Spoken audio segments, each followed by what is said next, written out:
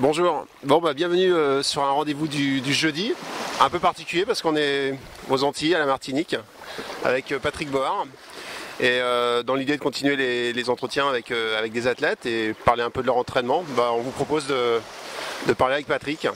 Salut Patrick. Bonjour. Je te propose de te présenter. Oui. J'ai 49 ans, je viens du Jura, donc très loin en termes de température et de distance. J'ai commencé par le ski de fond, moi, au niveau sportif. J'ai commencé très tôt le ski, le saut à ski, puis bien sûr il y a un petit peu de course à pied dans tout ça. La compétition elle est venue très très tard pour moi parce que j'ai commencé simplement à 45 ans. Et c'est vrai que ça m'a vite assez plu, puis j'ai vite eu envie de faire de la longue distance. Je me suis spécialisé très très vite dans le long. Donc voilà, maintenant je suis là en Martinique pour participer à cette course longue, quoi. D'accord, alors tu commences à 45 ans, le trail mais pas la compétition, j'imagine. T'avais fait... J'ai fait de la compétition en combiné nordique. Donc étant jeune, j'ai arrêté assez tôt. J'ai réussi à avoir un niveau assez sympa. J'avais notamment une 7e place au championnat d'Europe en combiné nordique. Donc le combiné nordique c'est du saut à ski et du ski de fond mêlé. Et puis voilà, ouais, après non, j'ai pas fait de compétition du tout à partir de 20 ans. J'ai fait des raids au long cours, j'ai traversé pas mal de pays en VTT, en course à pied aussi, en ski à roulette, aussi en ski de fond. Enfin, voilà, je me suis amusé longtemps et après c'est vrai que oui, un petit peu par hasard j'ai commencé la compétition en trail et puis je trouve que l'esprit est vraiment sympa et donc là j'ai vraiment envie de découvrir des nouvelles courses et de nouveaux pays. Et ton parcours en trail sur l'ultra, tu commences par quelle course et puis on va finir par la dernière course que tu as fait, ça va être un peu notre entretien, la suite de notre entretien. Tu peux raconter un peu ton parcours et puis pour le coup tes performances parce que tu en as en plus. J'ai commencé par le trail du Sancy, un trail de 70, c'était ma toute première course sans aucune expérience. Ça a été mitigé mais j'ai réussi à attraper une belle 3e place. Et donc j'ai tout de suite été pris dans une équipe, dans le team ASICS, et ensuite j'ai gagné le trail de la Drôme, qui était à l'époque une épreuve du championnat de France. Donc c'est vrai qu'après ça m'a permis de participer aux Templiers. Bon, ça s'est pas bien passé pour moi, mais disons que ça m'a permis d'apprendre assez vite le métier, comme on dit. Et après, j'ai participé à la TDS que j'ai gagnée, donc c'était la première édition de la TDS. Et puis donc après, qu'est-ce qui s'est passé? J'ai aussi fait pas mal j'ai fait du cours aussi pour apprendre un peu, pour gagner un petit peu en vitesse. Là évidemment j'étais moins performant. Et puis j'ai été aussi me balader pas mal. J'ai gagné le Madeira Trail, donc un trail le trail de Madère de 110 km. Et puis j'ai gagné aussi l'année dernière la Trans-Martinique, donc avec Antoine et puis Cédric Chavet, Antoine Guillon et Cédric, les trois ensemble. Et puis 2 participations à l'ITMB, une 5e et une 6e place. Voilà, donc oui, c'est un parcours honnête, ouais. Et puis la dernière course que tu as faite, enfin je pense, depuis aujourd'hui et puis la Trans-Martinique. Et c'est un peu pour ça qu'aujourd'hui on voulait t'interviewer, c'est que tu as fait le Tour des Géants. Donc ça c'est dans l'imaginaire ça reste quelque chose d'incroyable. En plus tu as fait une bonne performance. Est-ce que tu peux un peu nous raconter ce qu'est la course pour ceux qui ne connaissent pas, histoire de poser les bases et puis après un peu raconter comment tu as couru tout ça. Alors c'est vrai que le Tour des Géants on m'aurait dit il y a 2 ans tu vas faire un 330 km non-stop et tu vas mettre 3 jours et tu vas courir en permanence. J'aurais dit je crois que ça sera sans moi. Et puis c'est vrai que ça a fait son petit bonhomme de chemin. C'est vrai que je fais de l'endurance depuis longtemps et puis j'ai vu tout ça, ça m'a intéressé. Je me suis fait aussi beaucoup aider par Pascal dans tout ça, Pascal Balducci qui m'entraîne. Et puis l'année dernière, j'ai décidé de participer à cette course. Donc ça a été vraiment, oui, en termes d'entraînement, ça a été quand même assez bien différent parce qu'il a fallu déjà se projeter mentalement dans tout ça. Je pense que ça a été à mon avis, à mon avis, pour une course comme ça, c'est vraiment... ouais, c'est la clé, parce qu'en fait, on ne peut pas se présenter au départ d'une course puis, comme ça, et puis avoir seulement 2 ou 3 mois peut-être de réflexion avant, ça aurait été trop dur. Et je pense que j'étais bien prêt de ce côté-là. Et puis après, il y a toute la préparation évidemment qui va derrière. Donc j'ai fait une longue préparation hivernale en ski, j'ai fait énormément de ski de fond en classique pour travailler aussi tout ce qui est musculaire. Donc sur 3 ou 4 mois, où là j'ai fait beaucoup de séances de VMA aussi en classique, ce qui m'a permis d'être vraiment très bien dès le printemps. Et puis au niveau de la course, malheureusement ça s'est mal passé au début, parce que j'ai eu beaucoup de problèmes gastriques. J'étais très bien dans les premiers kilomètres, mais j'ai vraiment coulé, j'ai dû dormir beaucoup en début, dans les 10 premières heures, j'ai dormi plusieurs heures, alors que devant ça courait, ça galopait et puis ça dormait pas. Donc évidemment je suis ressorti au 50e avec la 17e place je crois. Et il a fallu remonter tout ça, donc je pense que le mental aussi là, a bien joué son rôle. Et je suis revenu à la 5e place. Alors malheureusement, c'est vrai que comme j'ai été malade, je pouvais à peu près espérer que ça. La 5e place qui est déjà pas mal, hein, mais j'ai des petits regrets. Donc dans ma tête, j'y suis déjà encore au tort. Donc j'ai envie de retourner en 2015. Et puis peut-être améliorer certaines choses. Je crois qu'il y a beaucoup de choses il y a beaucoup de choses à voir sur une épreuve aussi longue, beaucoup de paramètres qui rentrent en ligne de compte. Ok. Par rapport à moi ça m'intrigue vraiment cette course, parce que c'est vrai que comme tu dis, ça sollicite d'autres paramètres qu'un trail traditionnel. Concrètement, c'est quoi quand tu fais une course comme ça? Ou alors tu nous as dit que tu avais eu quelques petits problèmes, mais est-ce que tu avais combien de temps on dort? Est-ce qu'on le dort fractionné? Est-ce qu'on prévoit de dormir? On se dit non, est-ce qu'on se dit je vais m'arrêter pour dormir ou pas? Combien de temps on marche? Combien de temps on court? Est-ce que tu as couru tant que ça, ou est-ce que finalement c'est une grosse rando? Enfin, tu vois, c'est des questions que je me pose. Globalement, en termes de vitesse, c'est sûr que c'est un cran en dessous de tout ce qu'on connaît d'un 100 miles, on va dire. On va prendre l'exemple de l'UTMB. C'est vrai que c'est vraiment un taux en dessous au niveau des intensités, hein. Moi, pour donner une idée, sur une montée en UTMB, moi j'étais calé, par exemple, il y a 2 ans, à 159 pulsations en montée. Et sur le Thor, je suis à 155 en montée, et je m'autorise, c'est vraiment le maximum, hein. Ouais. Voilà, j'étais vraiment, moi je fais beaucoup cardio, hein, donc je m'interdisais de monter au-delà de 155 pour me préserver. Donc voilà, en termes d'intensité, c'est vrai que c'est plus bas, mais ce qui est le facteur très important, oui, c'est la gestion du sommeil. Alors ça, on ne peut pas le travailler malheureusement. Enfin, il y aura peut-être des méthodes qui se mettront en place dans les années à venir, hein. Mais en tout cas, c'est difficile à travailler, et on a du mal à évaluer un peu les temps de course et tout ça par rapport où on voudrait dormir, tout ça, ça marche pas, quoi. En fait, pour moi, ce que j'ai mis en place, c'est simplement sur le ressenti. C'est-à-dire, quand j'arrivais en fatigue et que je sentais qu'il n'y avait plus de rentabilité, je faisais des micro-siestes, donc je m'arrêtais, je dormais en fait donc moi je cours avec un seul bâton, je faisais des micro-siestes debout, d'une 30-40 secondes. J'arrivais à m'endormir très vite, et c'était un petit peu, ça se passait toujours un peu de la même façon.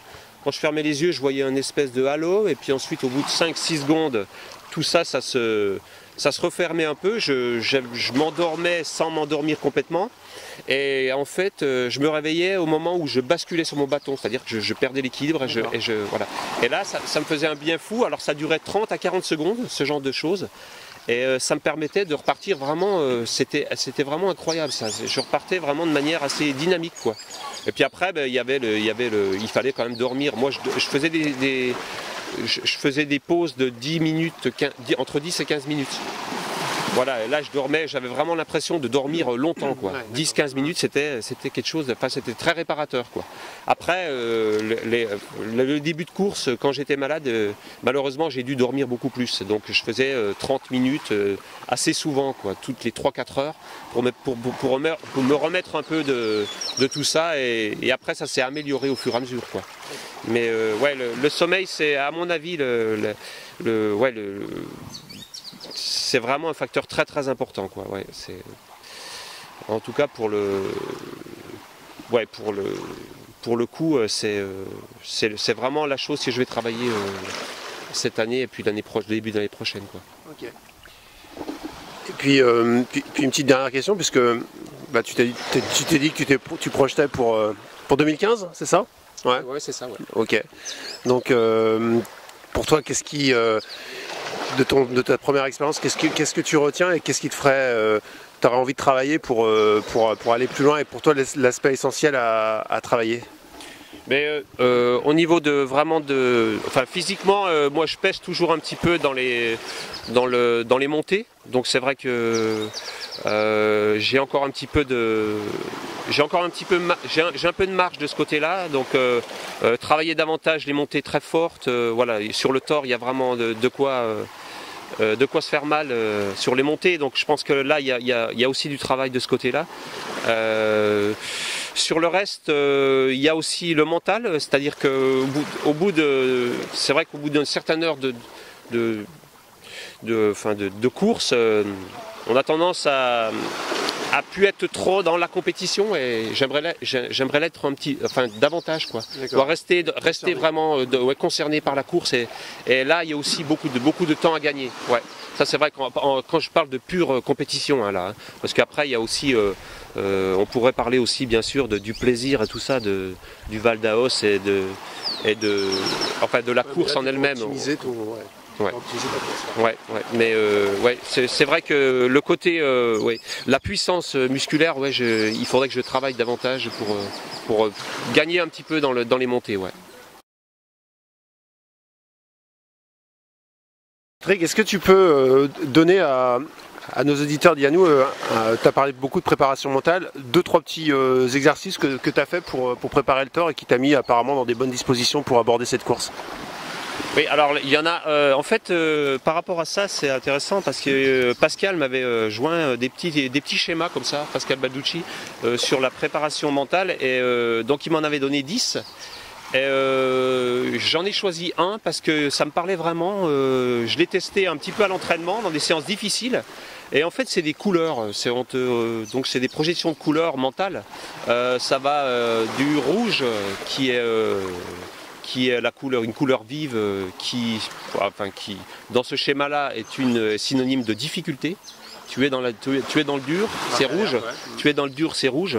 Et il y a tout un cheminement mental pour arriver à faire éclaircir cette couleur vers du jaune, vers du vert, vers des couleurs qui sont plus douces, et à la limite vers le blanc. Alors j'imaginais, moi j'étais beaucoup sur le blanc parce que je sais pas, j'ai essayé de transformer le jaune en blanc, et c'est toutes des petites... Alors le blanc, c'est à quelle valeur? Le blanc en fait c'est le bonheur pour moi, parce qu'après il fallait aussi que je détermine des couleurs qui me parlaient, et le blanc c'était pour moi par rapport à des états voilà, par rapport à des états ou des choses, par exemple quand j'étais dans le rouge, je l'ai été une fois parce que j'ai eu un petit problème à un moment donné. On m'a rappelé parce que j'avais oublié de biper mon dossard, et on m'a rappelé par téléphone, et je suis redescendu 500 mètres, j'ai redescendu 500 mètres, j'avais déjà entamé une montée, et j'étais en fin de course.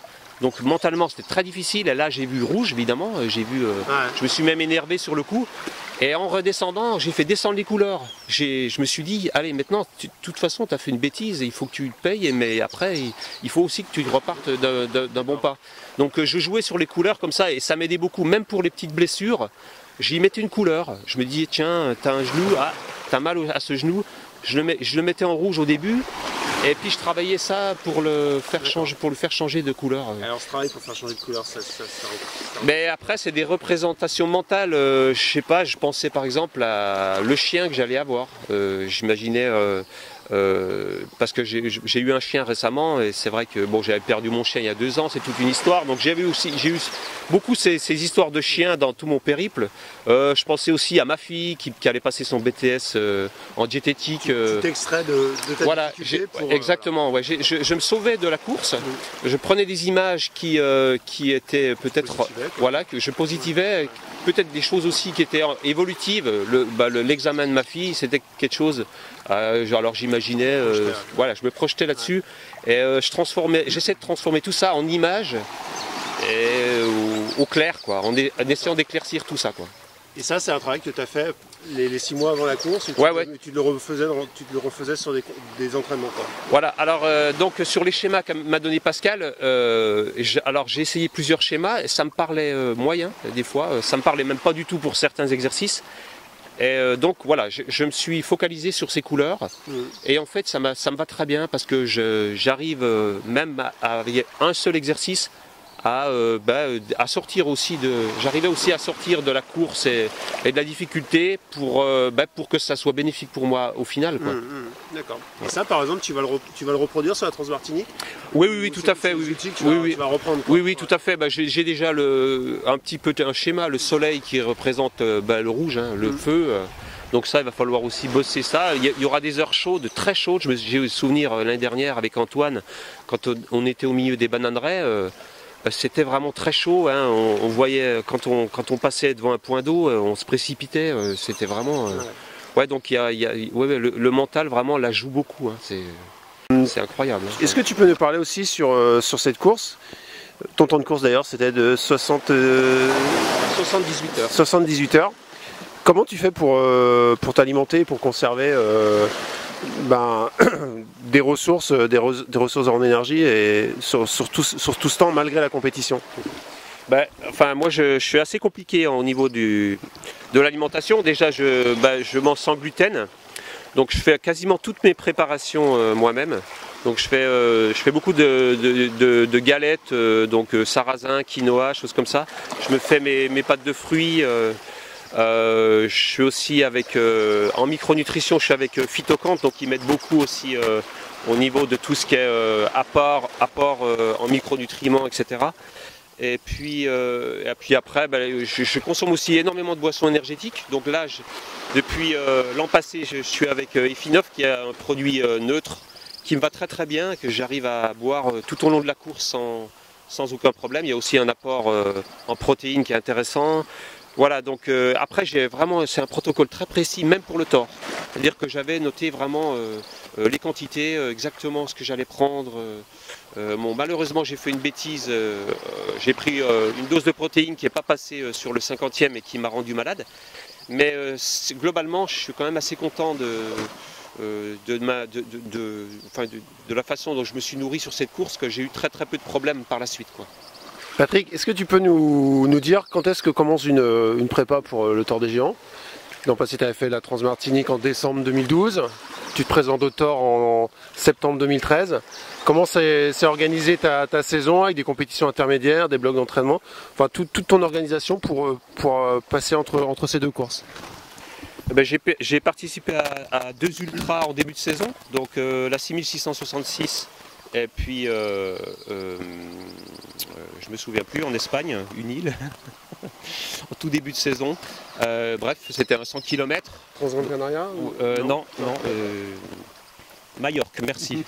Majorque, donc c'est un 100 km, c'est 2 épreuves qui sont bien passées. J'ai gagné la 6666 et je fais 2e à Majorque, donc au tout début de saison. Et puis donc là, cette prépa, tu l'as fait beaucoup l'hiver avec du ski? Oui, alors oui. Donc moi je sors de l'hiver avec 3 mois de ski quasi non-stop, où je fais des toutes petites séances de course à pied, mais pas grand-chose. Ce qui me permet d'être au niveau musculaire, d'être vraiment prêt. Après, c'est vrai que j'ai souvent un petit coup de moins bien aux sorties de l'hiver, parce que forcément, il faut se remettre dans le bain au niveau de la course à pied. Mais cette année, ça s'est bien passé. Même le premier ultra s'est très bien passé. Donc j'étais vraiment dans de bonnes conditions pour le Tour des Géants. Et puis ensuite, je me suis présenté aux Europes de Skyrunning. où là je fais certainement la meilleure course de ma vie, faut être clair, où je prends une belle 4e place. Voilà, donc j'étais vraiment dans le zone de skyrunning, c'était la Transdavette, ouais. Donc c'était le long, donc Kilian l'emporte avec... C'était à quelle époque? Donc là c'était au mois de juillet. D'accord. Juillet, ouais, donc ouais, on avait vu avec Pascal tout ça, donc c'était vraiment préparé de long. Oui, oui, tout était planifié par avance, et donc je pense que la programmation était bonne, la forme était là aussi. Il n'y avait pas de raison que le Thor se passe mal. Voilà, et ensuite, donc après, la préparation après la Transdavette, ça a été pas mal de repos, donc en juillet. J'ai eu vraiment une période de repos, et puis ensuite on est reparti au mois d'août. Avec j'avais par exemple 2 séances de VMA par semaine, ce qui est pour moi énorme, parce que moi Et ce qui fait dire qu'il faut courir vite, même quand on fait un Tour des Géants. Ouais, exactement. Ouais, il faut faire les efforts de VMA. Ouais, tout à fait. Ouais. Je faisais deux séances de VMA, une séance au seuil tous les 10 jours à peu près. Et puis après, je faisais aussi un petit peu de vélo, en puissance, donc beaucoup en danseuse. Et puis pas mal de montées avec bâton. Ça aussi, des montées de téléski, j'en ai pas mal autour de chez moi. Donc ça aussi pour travailler un peu la puissance. Alors avec bâton, sans bâton, en courant, en marchant, alterner un petit peu, casser aussi des fibres en descente, faire des longues descentes. Et puis il y a eu les 2 blocs, Rocco Tour des Géants. Donc j'ai fait 2 fois 3 jours. Où je faisais quand même 50 km par jour. Donc sur le Thor, c'est quand même des belles journées. Ouais. De la musculation aussi, du alors je fais du renfort musculaire. Donc là, moi, je vais en salle. L'été, j'y vais à peu près 1 fois par semaine. Donc je fais pas mal de gainage. Et puis quelques circuits aussi sur 5 ou 6 appareils. Okay. Voilà. Ouais. Très bien. Et ma toute dernière question, parce que après une programmation, il y a aussi la récupération. Et là, on entend le discours, c'est le Thor, ça tue les gars, au sens figuré, mais malgré tout, est-ce que ton vécu par rapport à cet effort, et est-ce que c'est très dur de récupérer derrière, ou finalement ça s'est bien passé? Moi je dirais que globalement maintenant avec un petit peu de recul, parce qu'il s'est passé quand même un petit peu de temps d'ici le Thor, c'est vrai que le premier mois on n'arrive pas trop à se projeter et à savoir comment ça va se passer. La Transmartinique, j'avoue que le premier mois je me disais oula, c'est pas gagné tout ça. Et puis ça revient tout doucement. Pour donner un exemple précis, derrière le Thor, moi j'étais à 80 pulsations au repos. Tous les jours, ce qui est juste énorme parce que je suis à 40 comme la plupart des coureurs qui sont vraiment entraînés. Donc ça veut quand même dire qu'il y a vraiment de la fatigue. Ouais. Et donc ça c'est vraiment un curseur qui est descendu mais très très doucement.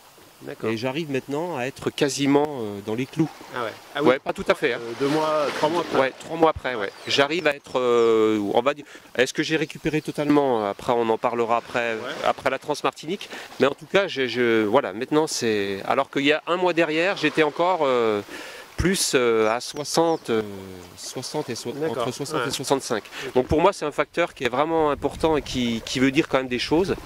Après, il faut aussi, le mental est vraiment mis à l'épreuve parce qu'on sort du Tour des Géants vraiment perdu. On a l'impression de plus faire partie des humains. On a marché sur la Lune pendant 3 jours. C'est assez énorme. On n'est plus là pendant un bon moment. Oui. Ça c'est vraiment, c'est pas une légende. Mais après, bon, avec du recul, voilà, je pense que moi j'étais un peu inquiet pour le physique, tout ça. Est-ce que j'allais le payer vraiment? C'est vrai qu'il y a beaucoup de coureurs qui vont pas sur le Thor justement pour ces raisons-là. Voilà, au jour d'aujourd'hui, je dirais que c'est pas mal.